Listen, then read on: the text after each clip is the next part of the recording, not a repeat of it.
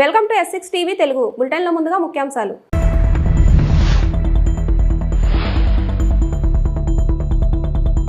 మత్స్యకారులకు వేట నిషేధ భృతి పంపిణీ కార్యక్రమంలో పాల్గొన్న హోంమంత్రి వంగలపూడి అనిత.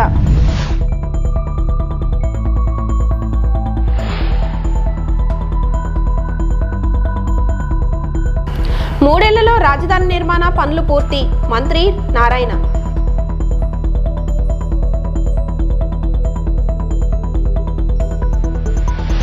శ్రీకాళహస్తీశ్వర దేవస్థాన ఆలయంలో శని త్రయోదశి సందర్భంగా శనీశ్వర స్వామికి విశేషంగా అభిషేకాలు.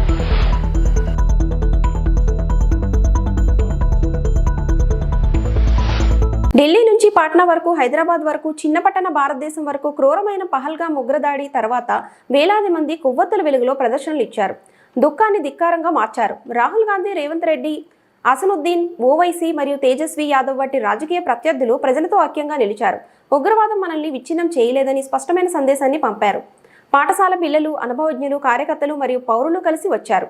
ఉగ్రవాదం విభజించడానికి ప్రయత్నించినప్పుడు భారతదేశం ఐక్యతతో స్పందిస్తుందని నిరూపించారు. ఒక్కొక్క కొవ్వొత్తి కోల్పోయిన ప్రాణాలకు మరియు దేశం యొక్క అచంచలమైన సంకల్పానికి శక్తివంతమైన దృశ్యాన్నివ్వాలి.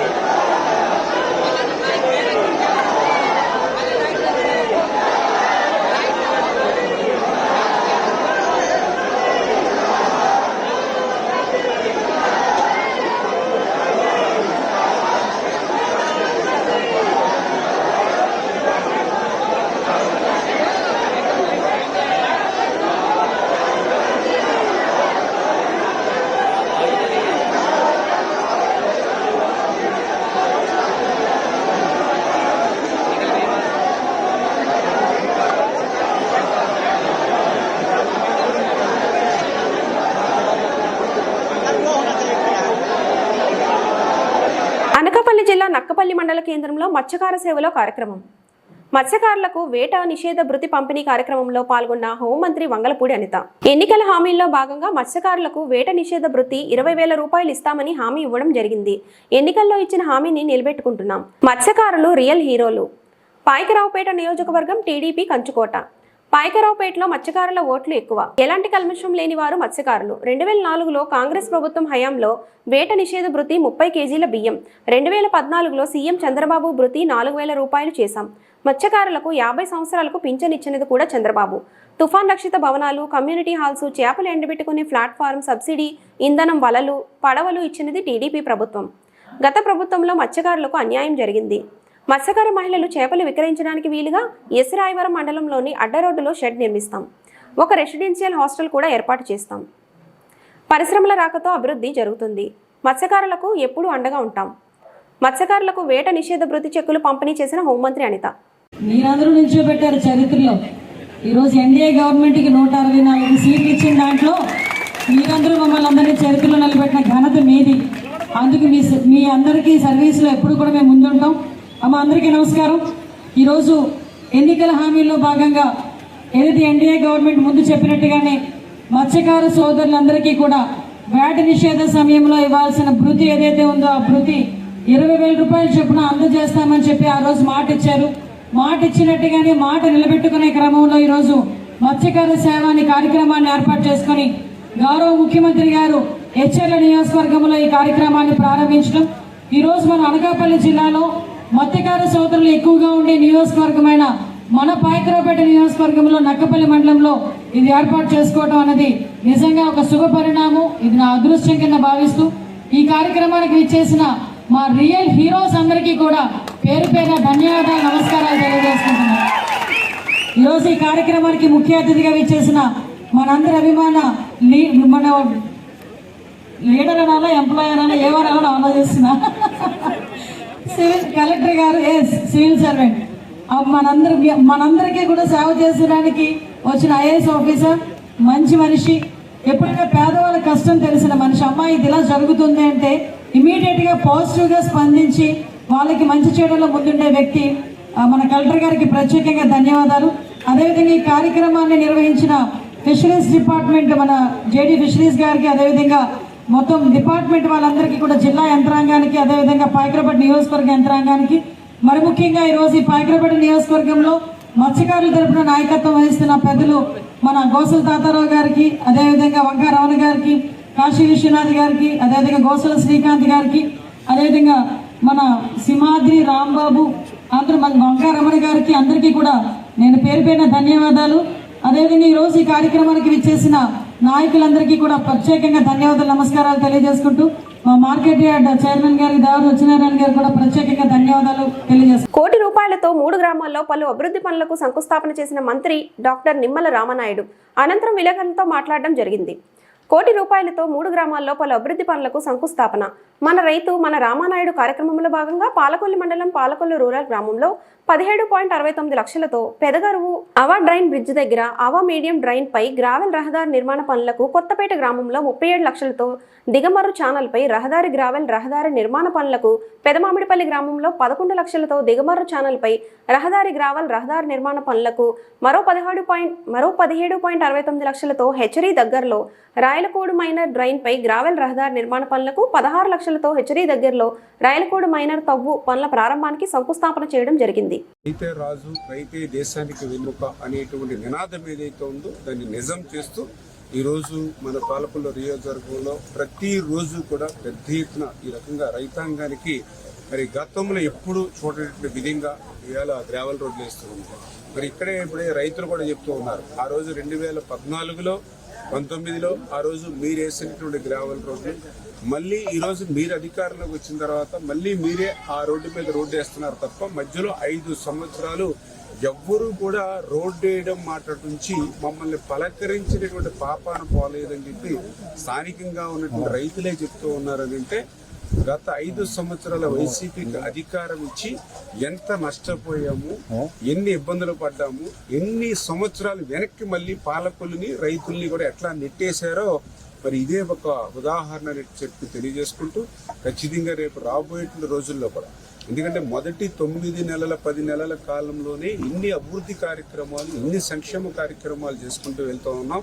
రాబోయేటువంటి కాలంలో కూడా ఇంకా రైతులు ప్రజలు రుణం తీర్చుకునేటువంటి విధంగా పెద్ద ఎత్తున పనిచేస్తాము. పాలకొల్లు నియోజకవర్గాన్ని ఒక ఆదర్శవంతమైన నియోజకవర్గంగా రాష్ట్రంలోనే తయారు చేస్తామని చెప్పి తెలియజేసుకుంటూ మరి అదేవిధంగా ఏదైతే ఇప్పుడు పెన్షన్లు కూడా మొన్ననే చంద్రబాబు నాయుడు గారు కూడా చెప్పడం జరిగింది.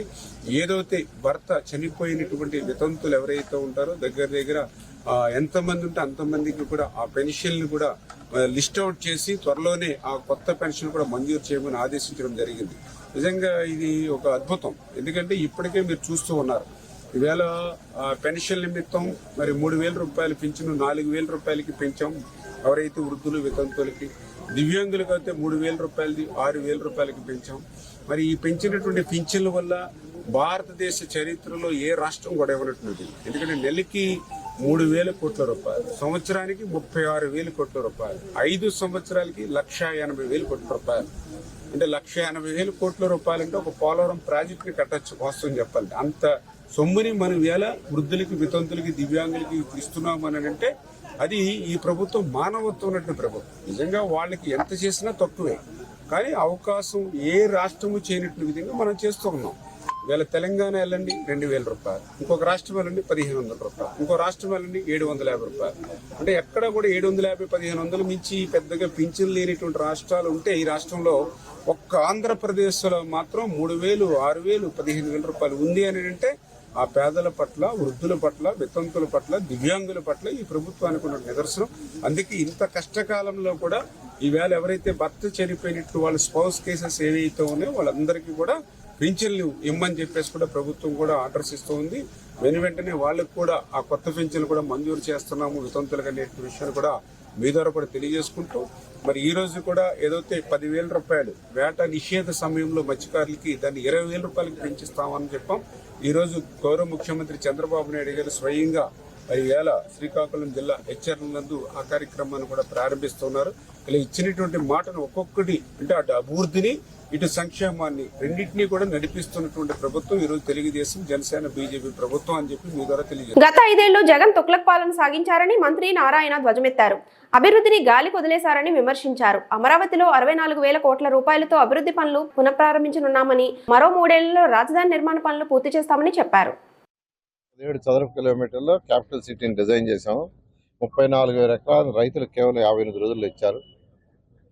వాళ్ళకి మాట ఇచ్చిన ప్రకారం అక్కడ ఇన్ఫ్రాస్ట్రక్చర్ ఈరోజు డెవలప్ చేస్తున్నాం 64,000 కోట్ల రూపాయలతో. వాళ్ళ భూముల విలువ పెరిగినాయి. అయితే ఆ భూముల విలువ నిలవాలంటే అక్కడ మనుషులు రావాలి. మనుషులు రాకుండా భూమి విలువ నిలవదు. సో మనుషులు రావాలంటే స్మార్ట్ ఇండస్ట్రీస్ రావాలి. ఐటీ ఇండస్ట్రీస్, అటువంటి స్మార్ట్ ఇండస్ట్రీస్ అంటే నాన్ పొల్యూటెడ్ ఇండస్ట్రీస్. అదేవిధంగా నాన్ పొల్యూటెడ్ ఇండస్ట్రీస్ రావాలంటే ఇంటర్నేషనల్ ఎయిర్పోర్ట్ ఉండాలి.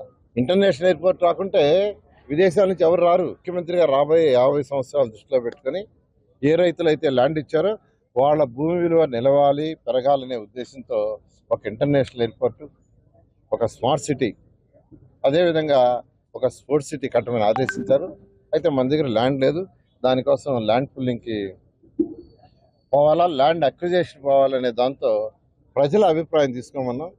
నిన్న ఎమ్మెల్యే గారు భాష్యం ప్రవీణ్ గారు ఒక 3 విలేజ్ల్లో అంటే దాదాపు 8,000 ఎకరాలు విలేజ్లో గ్రామ మీటింగ్ పెట్టారు. అందరూ ఏకకంఠంతో మేము ల్యాండ్ పుల్లింగ్కి ఇస్తాము, ల్యాండ్ అక్విజిషన్ కాదని ఇచ్చారు. ఆ విధంగా యాక్చువల్గా ప్రజల యొక్క అభిప్రాయం తీసుకొని, ఆ యొక్క ల్యాండ్స్ ఓనర్స్ యొక్క అభిప్రాయం తీసుకొని ల్యాండ్ అక్విజిషన్, ల్యాండ్ పుల్లింగ్ అనే వాళ్ళకి ల్యాండ్ పుల్లింగ్ తీసుకుంటాం. జగన్ జమానాలో జరిగిన లిక్కర్ స్కామ్ ఓ అంతర్జాతీయ కుంభకోణమని తెలుగుదేశం పాలిట్ బ్యూరో సభ్యుడు సోమిరెడ్డి చంద్రమోహన్ రెడ్డి అన్నారు. మద్యం కుంభకోణంలో అసలు బిగ్ బాస్ ను జైలుకు పంపాలని డిమాండ్ చేశారు. వెంటనే కేంద్రం జోక్యం చేసుకుని సిబిఐ, ఈడీని రంగంలోకి దింపాలని కోరారు. బిగ్ బాస్ దురాశ వల్ల నాసిరక మద్యం తాగి ఎందరో ప్రాణాలు కోల్పోయారని ఆరోపించారు. మద్యంతో పేదల ప్రాణాలు తీయడం క్షమించరాని నేరమని సోమిరెడ్డి దుయ్యబట్టారు.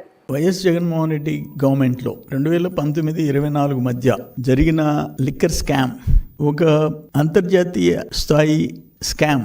బహుశా దేశంలో ఏ దేశంలో అయినా 1,30,000 కోట్లు only cash transaction, no digital payment, no cheque payment or PhonePe, only cash.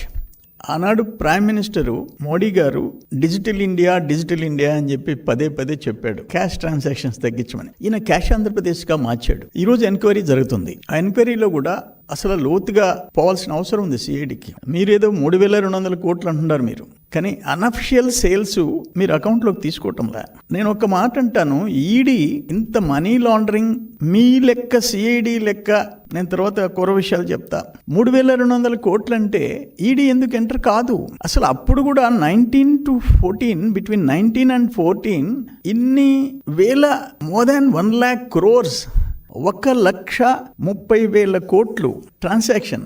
దానికి అసలు అప్పుడు ఎందుకు క్వశ్చన్ చేయలేదు సిబిఐ కానీ ఈడీ కానీ. ఇప్పుడు కూడా సిఐడి ఎంక్వైరీ చేస్తుంది, క్లియర్గా సమాచారం బయటకు వస్తుంది, ఎవిడెన్స్. ఇంకా ఎందుకు ఈడీ ఎంటర్ కాదు? 2020 మార్చ్ 23 నుంచి మే 4 ఓపెన్ చేసేసారు. షాప్స్ క్లోజ్ అయింది లెస్ దాన్ 2 months. ఒక్క మాట నేను అడుగుతుండా, 2018-19లో ఐఎంఎల్ కేసెస్ 3,84,000. మధ్యలో జగన్మోహన్ రెడ్డి టైంలో 2021 1,87,000, 1,87,059,131 కేసులు సేల్స్. అంటే 3,84,000 నుంచి 1,87,000. Okay, will agri. కరోనా 21-22 2,63,000 కేసులు. బీర్ కేసెస్ అయితే పర్ మంత్ 18-19లో 23 లక్షల కేసెస్, 19-20లో 17,74,000, 20-21లో 4,75,000, 22-23లో 6,79,000. నేనేమంటానంటే ఇక్కడ జరిగిన దోపిడీ కేసుకి ఒక్కొక్క టైప్ ఆఫ్ బ్రాండ్కి, చీప్ బ్రాండ్కి 150 రూపాయలు. నేను ఉండింది చెప్తుండా. ఇంకొక బ్రాండ్కి 250, ఇంకో బ్రాండ్కి 350, 600. ఒక కేస్ అంటే 48 స్మాల్ బాటిల్స్, క్వార్టర్ బాటిల్స్ ఉంటాయి. అవి సపోజ్ ఒక దాంట్లో ఒక బాటిల్ 150, 250కి అమ్ముతారు బయట. ఇది త్రూ ఎక్సైజ్ డిపార్ట్మెంట్ స్కానింగ్ చేసి షాప్స్కి పంపిస్తారు. ఇక్కడ Kasireddy and team, Jaganmohan Reddy team చేసింది ఏంటంటే స్కానింగ్కి పోకుండా, డిపోకి పోకుండా, ఎక్సైజ్ డిపార్ట్మెంట్ డిపోకి పోకుండా డిస్టిలరీ టు నేరుగా సేల్స్. ఎందుకంటే ఆ స్టాఫ్ వాళ్ళు పెట్టుకున్న షాపులు అది ఎంత అని ఈరోజు సిట్ తేల్చాల్సిన అవసరం ఉంది. నేను చెప్పిన సేల్స్ అంతకుముందు తెలుగుదేశం టైంకి ఇప్పటికీ మధ్యలో ఎందుకు వచ్చింది ఇది? ఎందుకంటే అనఫిషియల్ సేల్స్, డిపోకు పోకుండా నేరుగా అమ్మిన సేల్స్ ఎంత? అందుకని 3,200 కోట్లు కాదు, మోర్ దెన్ 10,000 crores, 10,000 కోట్ల పైన. అంబేద్కర్ కోనసీమ జిల్లా కొత్తపేట మండలం వానపల్లి గ్రామంలో అక్రమంగా నిల్వ చేసిన 20,000 విలువైన మద్యం బాటిళ్లను పోలీసులు స్వాధీనం చేసుకున్నారు. కొత్తపేట పోలీస్ స్టేషన్ వద్ద శనివారం ఈ వివరాలను రావులపాలెం రూరల్ సీఐ విద్యాసాగర్ వెల్లడించారు. గ్రామంలోని రామ్మోహన్ రావు పేటలో కుంచే రమేష్ అనే వ్యక్తి ఇంట్లోనే మద్యం బాటిళ్లను నిల్వ చేసి విక్రయాలు చేస్తున్నారన్న సమాచారంతో కొత్తపేట ఎస్ఐ సురేంద్ర సిబ్బందితో కలిసి దాడి చేశారు. ఆ సమయంలో నిందితుడు రమేష్ గోడ దూకి పారిపోగా అతన్ని ఇంట్లో ఉన్న 110 మద్యం బాటిళ్లు, 6,272 నగదుతో పాటు అతని మొబైల్ స్వాధీనం చేసుకున్నామని, ఈ మేరకు కేసు నమోదు చేసి దర్యాప్తు చేస్తున్నామని సీఐ తెలిపారు. అందరికీ నమస్కారం అండి. మన కొత్తపేట మండలం వానపల్లి విలేజ్ రామమోహన్రావుపేటలో అడ్డకాల దగ్గరలో ఆ ఊరికి చెందిన కుంచే రమేష్ అను ఆసామి అక్రమంగా మద్య బాటిల్ కలిగి ఉన్నాడని మా కొత్తపేట ఎస్ఐ గారికి రాబడిన సమాచారం మేరకు ఎస్ఐ గారు వారి సిబ్బంది కుంచే రమేష్ ఇంట్లో రైడ్ చేసి సుమారు 110 బాటిళ్ళు, ఇవన్నీ కూడా లోకల్ మేడ్ ఉంది, అదేవిధంగా వేరే యానం లిక్కర్ కూడా కలిపి 110 బాటిళ్ళు అన్ని బ్రాండ్లు కలిపి ఉండడం జరిగింది. ఆకు, క్వార్టర్లు, ఫుడ్లు ఇవన్నీ కూడా ఉన్నాయి. ఇవన్నీ కూడా 110 బాటిళ్ళు సీజ్ చేసి వీటి వర్త్ సుమారు ఒక 20,000 వరకు, 20,000 రూపాయలు వర్త్ కలిపి ఉంది. ఇవన్నీ కూడా ఎస్ఐ గారు అన్నీ సీజ్ చేసి ఎవరైతే ఈ కుంచే రమేష్ అని అతను ఉన్నాడో అతను పోలీసు వారిని చూసి పారిపోవడం జరిగింది. అక్రమంగా ఈ మద్యం బాటిల్ కలిగి ఉన్నందుకు, అదేవిధంగా అక్రమ రవాణా చేసినందుకు గాను కేసు నమోదు చేయడం జరిగింది ఎక్సైజ్ యాక్ట్ కింద. ఈ కుంచే రమేష్ను త్వరలోనే పట్టుకొని అతని కోర్టులో రిమాండ్కి పంపిస్తాం. ఎవరైనా కూడా ఇల్లీగల్గా ఈ బాటిల్స్, ఈ అక్రమంగా మద్యం బాటిల్స్ కలిగి ఉంటే కనుక వారందరి పేరు మీద కేసులు నమోదు చేస్తాం. అదేవిధంగా వారి మీద పీడీ యాక్ట్లు కూడా ప్రపోజల్స్ పెట్టి వాళ్ళందరినీ పీడీ యాక్ట్ల కింద నమోదు చేసి వారి మీద రౌడీ షీట్లు, సస్పెక్ట్ షీట్లు కూడా ఓపెన్ చేయడం జరుగుతుంది. కాబట్టి అందరూ కూడా ఎవరైనా ఇల్లీగల్గా ఉన్నా కూడా మేము రైడ్లు చేస్తాం. ఎవరికైనా సమాచారం తెలిసినా కూడా ఎస్ఐ గారికి నాకు ఫోన్ చేస్తే ఇమ్మీడియట్గా రెస్పాండ్ అయ్యి యాక్షన్ తీసుకోవడం. అనకాపల్లి జిల్లా నర్సీపట్నం నియోజకవర్గం మాజీ ఎమ్మెల్యే గణేష్ మాట్లాడుతూ నిన్నటి నుంచి ప్రారంభమైన నర్సీపట్నం నియోజకవర్గం నాతవరం మండలం సుందరకండ గ్రామ పంచాయతీలో లైట్రేట్ పేరుతో బాక్సైట్ తవ్వకాలు నిన్నటి నుంచి ప్రారంభించారని సమాచారం ఉందని మాజీ ఎమ్మెల్యే గణేష్ అన్నారు. దీని వెనుక ఎవరెవరి హస్తం ఉన్నదని గణేష్ మీడియా ద్వారా తెలియపరిచారు. అంతేకాకుండా స్పీకర్కి ప్రజల తరపున సూటిగా ఒక ప్రశ్న వేయడం జరిగింది. గతంలో లైట్రేట్ పేరుతో బాక్సైట్ తవ్వకాలు జరుగుతున్నాయని 2022లో ధర్నా చేసింది మీరు కాదా అని ప్రశ్నిస్తున్నాను. గతంలో స్పీకర్ అయ్యన్న పాత్రుడు లైట్రేట్ తవ్వకాలు విరుద్ధంగా ధర్నాలు చేయడం జరిగిందని గణేష్ అన్నారు. అందరికీ నమస్కారం అండి. నర్సీపట్నం నియోజకవర్గం నాతవరం మండలానికి సంబంధించి సుందరకోటలో లాటరైట్ పేరుతో బాక్సైట్ తవ్వకాలు జరుగుతున్నట్లుగా నిన్నటి నుంచి జరుగుతున్నట్లుగా మాకు సమాచారం రావడం జరిగింది. అయితే ఒకటే ఈరోజు స్పీకర్ అయ్యన్న పాత్రుడు సమాధానం చెప్పాలి. ఈ లాటరైట్ వెనక, దోపిడీ వెనక మీ హస్తం ఉందా లేదు చెప్పాలి. మరి ఇది మీకు తెలిసే జరుగుతుందా, తెలియక జరుగుతుందా మీకు చెప్పాల్సిన అవసరం ఉంది. ఎందుకంటున్నానంటే ఈరోజు నర్సీపట్నం ప్రాంతంలో లాటరైట్ పేరుతో బాక్సైట్ తవ్వకాలు కొన్ని 100 కోట్ల రూపాయలు తవ్వకాలు నిన్నటి నుంచి ప్రారంభించారు. దానికి కారణం ఏంటంటే ఈరోజు నర్సీపట్నం ప్రాంతంలో ఉన్న ఒక హోటల్ యజమాని, నర్సీపట్నం ప్రాంతంలో ఉన్న ఒక ప్రముఖ హోటల్ యజమాని పాత్ర ఇందులో కీలకంగా ఉంది. దీనికి కీలక పాత్ర తీసుకొని మరి ఏదైతే రాజమండ్రిలో ఒక ప్రముఖ ఒక పెద్ద కంపెనీతో 100 కోట్ల రూపాయలు బేరం కుదుర్చుకోవడం జరిగింది. బేరం కుదుర్చుకోవడమే కాకుండా మరి ఆయన ఏదైతే నర్సీపట్నంలో హోటల్ ఉందో ఆ హోటల్కి కొంతమంది ఆ ప్రాంత పెద్దలను పిలిపించుకొని మాట్లాడడం, ఈయనే స్వయంగా ప్రాంతం వెళ్ళి కొంతమందితో మాట్లాడడం, మరికొందరికి వార్నింగ్ కూడా ఇవ్వడం జరిగింది. ఈ హోటల్ యజమాని ఏంటంటే ఏదైతే ఈ లాటరైట్కి అనుకూలంగా మీరు లేకపోతే తీవ్ర పరిణామాలు ఎదుర్కొంటారని కూడా ఆ హోటల్ యాజమాన్యం చెప్పడం జరిగింది. నేను ఒకటే ఈరోజు స్పీకర్ అయ్యన్న పాత్రని అడుగుతున్నా, మీరు గతంలో 2022 సంవత్సరంలో చాలా పెద్ద ఉద్యమం చేశారు. ఒక్కసారి గతంలో మీరు ఈ లాటరైట్ మీద ఏం మాట్లాడారో ఒకసారి వింటే ఒకసారి చూడండి. విశాఖపట్నం జిల్లాలో నాతవరం మండల ప్రాంతంలో సరుగుడు ప్రాంతంలో వాళ్ళ బంధువులందరూ కూడా విచ్చలవిడిగా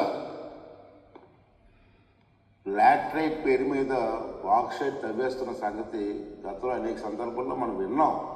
అలాగే ఇంకోటి చూస్తే నాతవరం మండలంలో లాటరైట్ నమ్మకాలు జరుగుతున్నాయి. వీళ్ళందరికీ తెలిసి మేము కూడా వెళ్ళాం, అక్కడ చూసాం.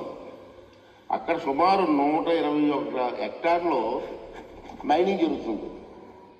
చూస్తే అప్పుడు ఆ రోజు 2022 సంవత్సరంలో ఉద్యమం చేపట్టిన ఫొటోస్.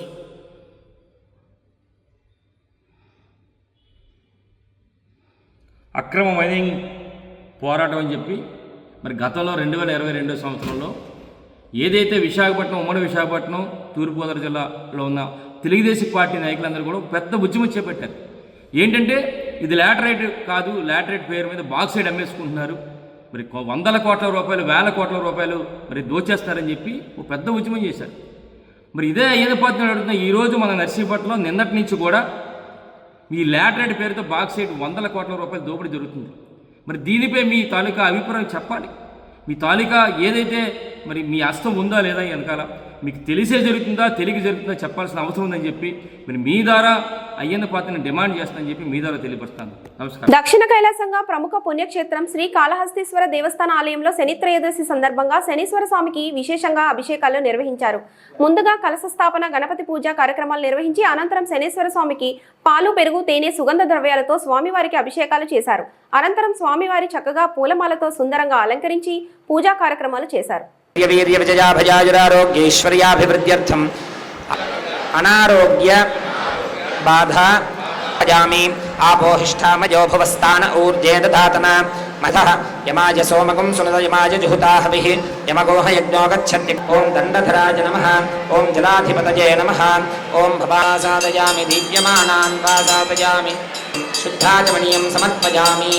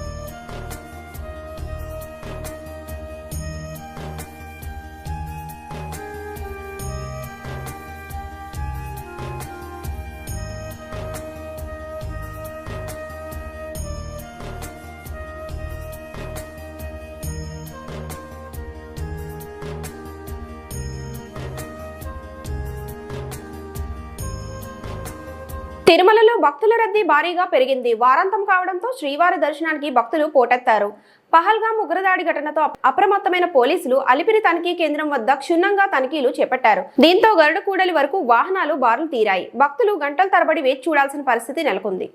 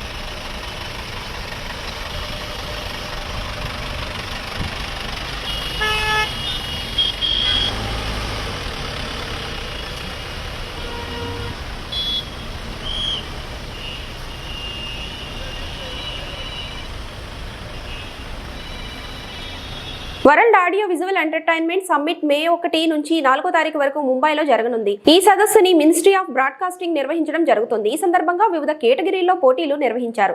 ఈ పోటీల్లో భాగంగా ట్రైలర్ మేకింగ్ కేటగిరీలో విశాఖకు చెందిన నిస్టల్ అన్వేష్ టాప్ 20లో 6వ స్థానాన్ని దక్కించుకోవడం జరిగింది. ఈ సందర్భంగా శనివారం విజేఎఫ్ ప్రెస్ క్లబ్లో జాతీయ జర్నలిస్టుల సంఘం కార్యదర్శి గంట్ల సీనుబాబు అధ్యక్షతన జరిగిన అభినందన సభలో అన్వేష్ మాట్లాడుతూ యూట్యూబర్లు, కంటెంట్ క్రియేటర్స్ ను ప్రోత్సహించేందుకు భారత ప్రభుత్వం ఈ వినూత్న కార్యక్రమాన్ని నిర్వహిస్తోందన్నారు. ముఖ్యంగా సినీ పరిశ్రమలో ప్రముఖులతో సినీ పరిశ్రమపై ఆసక్తి ఉన్న ఔత్సాహిక కళాకారులకు, సాంకేతిక నిపుణులకు కలిపేందుకు వీలుగా ఈ వేదిక ఉపయోగపడుతుందన్నారు. గన్స్ అండ్ గులాబీ అనే వెబ్ సిరీస్ కు తాను ట్రైలర్ రూపొందించానని, దానికి గాను 6వ స్థానం దక్కిందన్నారు. ఈ నెల 30న ముంబైలో అవార్డులు ప్రదానం చేస్తారన్నారు. ఆలోచనలు ఈరోజు ఆర్టిఫిషియల్ ఇంటెలిజెన్సీ డెవలప్ అవుతున్న కొద్ది కూడా భారతదేశం కూడా ఇతర దేశాలతో పోటీ పడుతూ అన్ని రంగాల్లో కూడా అగ్రగామిగా తీసుకెళ్ళిపోతుంది మనకు తెలుసు. అయితే ఆ టాలెంట్తో పాటు మరి ప్రత్యేకంగా ఏదైతే ఉందో దేశవ్యాప్తంగా 4,000 ఎంట్రీలు వస్తే ఆ 4,000 ఎంట్రీల్లో కూడా ఈ వరల్డ్ ఆడియో వీడియోకి సంబంధించిన ఈ సమ్మిట్కి చాలా పెద్ద ఎత్తున కాంపిటీషన్ ఉంది. ప్రపంచ స్థాయిలోనే ఇంత కాంపిటీషన్ ఉన్న దాంట్లోనే మన తెలంగాణ నుంచి కానీ ఆంధ్రప్రదేశ్ నుంచి కానీ ఏకైకంగా ఎంపికైన అవార్డు వ్యక్తి మన అవినాష్. కాబట్టి మనందరం కూడా ముందుగా అవినాష్కి అభినందనలు తెలియజేసుకుంటూ అన్వేష్కి అభినందనలు తెలియజేసుకుంటూ మరి భవిష్యత్తులో మరిన్ని ఉన్నత శిఖరాలు అధిరోహించాలని, మరిన్ని అవార్డులు సాధించాలని, ఈ విశాఖ నగరం పేరు ప్రఖ్యాతి నిలపాలని ఆ సింహాద్రినాథుడిని కోరుకుంటూ ముందుగా అన్వేష్ గారికి సంబంధించి వాళ్ళ తండ్రి గారు అయినటువంటి మన సీనియర్ పాత్రికేయులు మణిశర్మ గారు మాట్లాడతారు. అన్వేషణ పేరు పైన అందరికీ కృతజ్ఞతలు తెలుపుకుంటాను. బేసికల్గా దీనికోసం ఈ వేవ్ సమ్మిట్ ఏంటి అనేది స్మాల్ ఇంట్రో చెప్పాలంటే, కంటెంట్ క్రియేటర్స్ ఎకానమీ అనేది చాలా బూమింగ్ అండ్ థ్రైవింగ్ బిజినెస్. ఇప్పుడు ఆర్టిస్టులు ఎవరైనా కానీ ఆర్టిస్టులు, మ్యూజిషియన్స్, ఫిల్మ్ ఆస్పిరెంట్స్ అందరికీ కూడా ఇండస్ట్రీలోకి వెళ్ళడానికి యూట్యూబ్ అనేది ఒక ఆల్టర్నేట్ మీడియా అయిపోయింది. ఈవెన్ మీడియా వాళ్ళకి కూడా మెయిన్ స్ట్రీమ్ మీడియాకి ధీటుగా యూట్యూబ్ ఛానల్స్ అన్నీ కూడా చాలా ఫ్లరిష్ అవుతున్నాయి. సరే, మీడియా ఛానల్స్ పక్కన పెడితే మోస్ట్ ఆఫ్ ద ఆర్టిస్ట్ యూట్యూబ్లో ఉండే మోస్ట్ ఆఫ్ ద ఆర్టిస్ట్ కానీ వీళ్ళందరూ కూడా వీళ్ళ మెయిన్ టార్గెట్ ఏంటంటే ఇండస్ట్రీకి ఎంటర్ అవ్వాలనేది. సో గవర్నమెంట్ ఆఫ్ ఇండియా ఆ ఇనిషియేటివ్ తీసుకుని ఆ గ్యాప్ని ఫిల్ చేయడం కోసం అని చెప్పి ఇండస్ట్రీ పీపుల్ని, ఇలా కంటెంట్ క్రియేటర్స్ని, ఇన్ఫ్లుయెన్సర్స్ని ఒక ప్లాట్ఫామ్ని తీసుకురావడం కోసం చేసిన ప్రయత్నమే ఈ వేవ్స్ 2025 సమ్మిట్. సో ఇది బేసికల్గా ఏంటంటే 4 days ఎక్స్పోలో జరుగుతుందండి. అంటే ఏంటి, ఇక్కడ అమితాబ్ బచ్చన్, చిరంజీవి, రజనీకాంత్, మోహన్ లాల్ అండ్ నెక్స్ట్ రాజమౌళి లాంటి పెద్ద పెద్ద ఎక్స్పర్ట్స్ అందరి దగ్గర నుంచి వాళ్ళ నుంచి ఇన్పుట్స్ లేదంటే వాళ్ళ నాలెడ్జ్ షేరింగ్ అన్నీ కూడా తీసుకోవడం జరుగుతుంది. అండ్ నెక్స్ట్ ఏంటంటే ఈ 4 days ఈవెంట్లో కూడా మన ఐడియాస్ ఏమైనా ఉంటే కూడా పిచ్ చేయొచ్చు అక్కడ. సో ఇది బేసికల్గా ఇది ఓన్లీ ఒక ఈవెంట్ చేయడమే కాకుండా ఈ మినిస్ట్రీ వాళ్ళు ఏం చేస్తున్నారంటే, ఇలాగా ఈ కంటెంట్ క్రియేటర్స్ లేదా ఈ సోషల్ మీడియాలో ఉండే ఇన్ఫ్లుయెన్సర్స్ వీళ్ళందరినీ ఎంకరేజ్ చేయడం కోసం డిఫరెంట్ కాంపిటీషన్స్ అయితే కండక్ట్ చేశారు. లైక్ రీల్ మేకింగ్ కాంపిటీషన్ అని చెప్పి, పోస్టర్ డిజైనింగ్ కాంపిటీషన్ అని చెప్పి, అందులో ట్రైలర్ మేకింగ్ కాంపిటీషన్ కూడా ఒకటి. ఈ ట్రైలర్ మేకింగ్ కాంపిటీషన్ నెట్ఫ్లిక్స్ వాళ్ళతో కొలాబరేట్ చేశారు. సో అందులో ఇది ఎందుకంటే పర్టికులర్గా ఈ ట్రైలర్ మేకింగ్ కాంపిటీషన్ మిగతా అన్ని కాంపిటీషన్లో కంటే చాలా పెద్దది. ఎందుకంటే దీంట్లో మోస్ట్ నెంబర్ ఆఫ్ ఎంట్రీస్ వచ్చాయి. ఆల్మోస్ట్ ఆల్ 3,500 to 4,000 ఎంట్రీస్ వచ్చాయి. అందులో నేను సెలెక్ట్ అవ్వడం అనేది చాలా అదృష్టంగా ఫీల్ అవుతున్నాను.